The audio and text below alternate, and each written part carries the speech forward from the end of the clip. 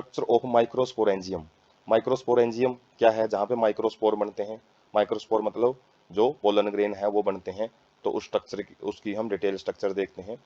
A typical microsporangium appears near circular in outline. जब हम transverse section देखते हैं तो एक बिल्कुल वृत्ताकार स्ट्रक्चर दिखाई देती है माइक्रोस्पोरेंजियम की, और ये 4 वाल से घिरी होती है। 4 वाल कवर करती हैं इसको। एक एपिडर्मिस जो सबसे बाहर की तरफ होती है, उसके बाद एपिडर्मिस से अंदर की तरफ एंडोथीसियम लेयर होती है, फिर 2-4 लेयर्स किसकी आ जाती है? मिडल लेयर्स, और लास्ट में सबसे इनर मोस्ट लेयर होती है tapetum. Outer 3 walls layers perform functions of protection and help in defense of anther to release pollen grain। जब पोलन ग्रेन मैच्योर हो जाते हैं तो जो ब्रस्टिंग होती है किसकी? एंथर की। तो वो पहले 3 लेयर्स में होती है, epidermis, endothecium and middle layers में।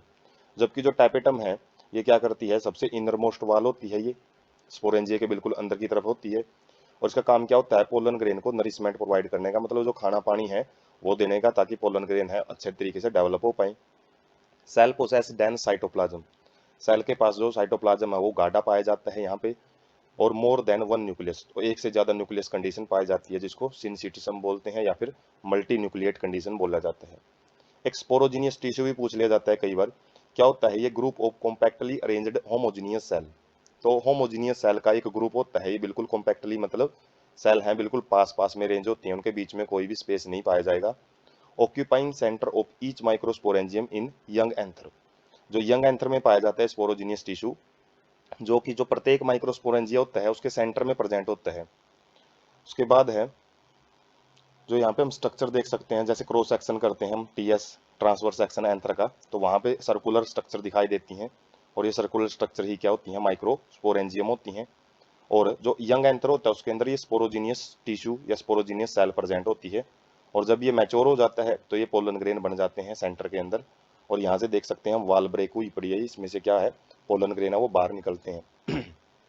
वाल होती हैं जो माइक्रोस्पोरेंजियम की, वो यहाँ से हम समझ सकते हैं। जो ब्लू कलर में सबसे ऊपर लाइन है वो एपिडर्मिस है, एपिडर्मिस लेयर है, सेल्स की एक लेयर होती है। उसके बाद एंडोथीसियम लेयर है। उसके बाद कुछ 2 से 3 लेयर्स किसकी आ जाती हैं? मिडल लेयर्स की, जो ग्रीन कलर से रिप्रेजेंट की गई है।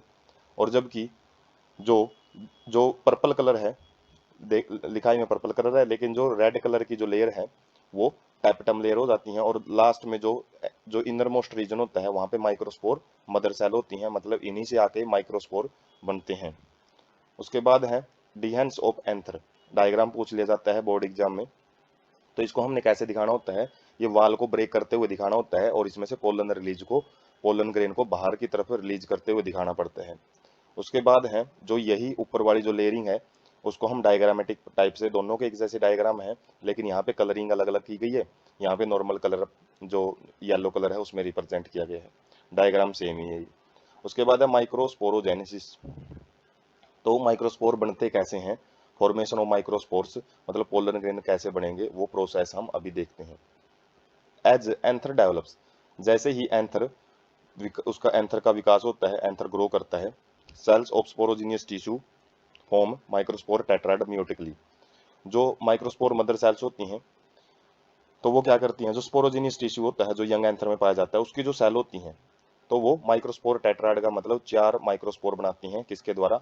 मियोटिकली के द्वारा। मियोटिकली मतलब मियोसिस डिवीजन होता है, तो माइक्रोस्पोर मदर सेल से मियोसिस के द्वारा, मियोसिस रिडक्शनल डिवीजन होता है जिसके अंदर 4 हैप्लोइड सेल बनती हैं, जो कि हमने 11th क्लास के जो सेल डिवीजन वाले चैप्टर में भी देखा है। मियोसिस जो सेल डिवीजन है, हैप्लोइड सेल बनती है, यहाँ पे सिंगल सेट ऑफ क्रोमोसोम ली होती हैं। माइक्रोस्पोर मदर सेल क्या होता है? Each cell of sporogenous tissue is capable of forming microspore tetrads. जो स्पोरोजीनियस टिश्यू होता है उसकी प्रत्येक सेल वो क्या कर सकती है? आगे मियोसिस कर सकती है, और मियोसिस करके 4-4 सेल बना सकती है, जिसको माइक्रोस्पोर टेट्राड बोलते हैं। माइक्रोस्पोरोजेनेसिस क्या होता है? Process of formation of microspore from pollen mother cell, जो पीएमसी पोलन मदर सेल बोलते हैं उसको। तो मियोसिस के द्वारा तो ये जितनी भी 4 सेल बनाती हैं, ये 4 सेल बनने की प्रोसेस माइक्रोस्पोरोजेनेसिस होता है। माइक्रोस्पोर टेट्राड क्या है? Microspores are arranged in cluster of 4 cell. 4 cell के गुच्छे में अरेंज होते हैं माइक्रोस्पोर, उनको हम माइक्रोस्पोर टेट्राड बोलते हैं। एज एंथर मैच्योर, जैसे ही एंथर मैच्योर होएगा और डिहाइड्रेट मतलब उसके अंदर पानी की कमी हो जाएगी, वो सूख जाएगा, और सूखने से जो माइक्रोस्पोर्स हैं वो डिसोसिएट हो जाते हैं, एक दूसरे से अलग अलग हो जाते हैं from each other and develop into pollen grain. So microspore से ही आगे जाके जो पोलन ग्रेन्स हैं वो बनते हैं। Inside each microsporangium several thousands of microspores or pollen grains are formed that are released with the enhance of anther। तो एक माइक्रोस्पोरेंजियम में हजारों की संख्या में पोलन ग्रेन है वो बनते हैं, माइक्रोस्पोर या पोलन ग्रेन बनेंगे, और जो कि जब डायहेंस मतलब एंथर की जो वाल ब्रस्ट होती हैं तब वो रिलीज होते हैं।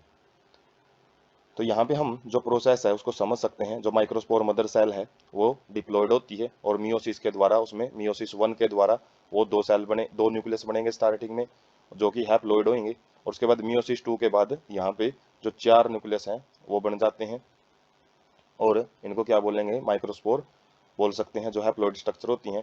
और यही माइक्रोस्पोर आगे जाके क्या करते हैं, अलग अलग माइक्रोस्पोर बनाते हैं, और माइक्रोस्पोर में एक न्यूक्लियस होता है। ये टेट्राएड कंडीशन है, माइक्रोस्पोर टेट्राएड।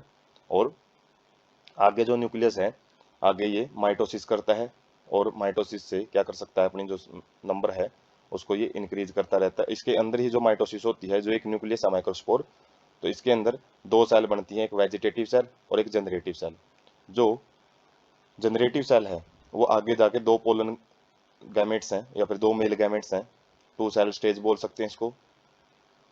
और कई बारी जो ये थ्री सेल स्टेज किसको बोलेंगे, जब ये जनरेटिव सेल दो के अंदर डिवाइड हो जाती हैं, तो ये दो तो जनरेटिव सेल और एक वेजिटेटिव सेल होती है। वेजिटेटिव सेल पोलन ट्यूब बनाती है और जबकि जनरेटिव सेल मेल गैमेट्स बनाती हैं।